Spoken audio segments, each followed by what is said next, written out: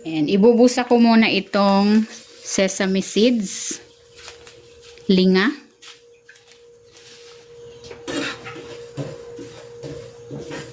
Lutuin natin ito hanggang sa mag light brown yung kulay. Ayan, okay na itong linga. Hahanguin ko na ito. Ayan, hahaluan ko na ito ng asukal.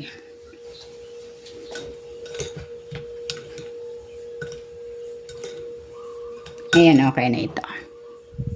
Ayan, meron ako ditong 2 cups na glutinous rice flour. Gagawin ko na yung dough. Maglalagay ako dito ng tubig.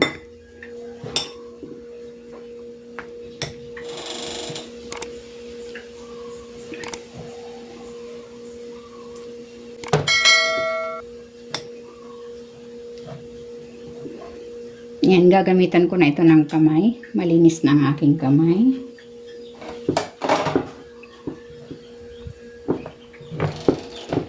Ayan, okay na itong dough. Kukuha ako dito ng kapiraso. Bilugin ko.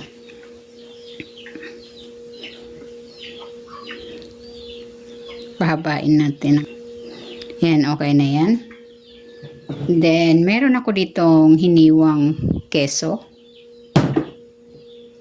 Lalagyan ko ito.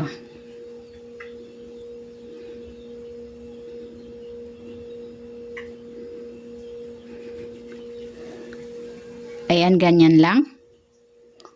Uulitin ko lang ang proseso sa natitira pa nating dough. Ayan, nagpakulo na ako ng tubig. Isasalang ko na dito yung ginawa kong palitaw. Nakagawa ko ng 12 pieces. Ayan, hintayin na lang natin itong lumitaw. Pag lumitaw na, ibig sabihin, luto na. Ayan, lumitaw na. Hahanguin ko na ito. Lalagay ko dito sa tubig.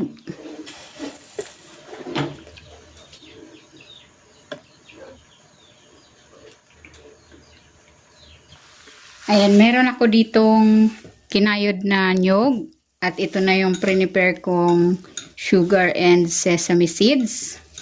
Igugulong ko muna itong palitaw dito sa nyog.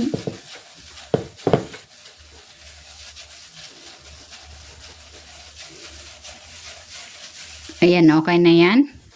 And then, maglalagay ako ng asukal.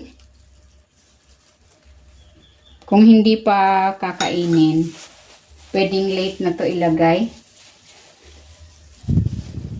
And then, maglalagay ako dito ng dahon. Ayan, ganyan lang. Ulitin ko lang ang proseso sa natitira pa nating palitaw. Ito na, ready na itong palitaw with cheese.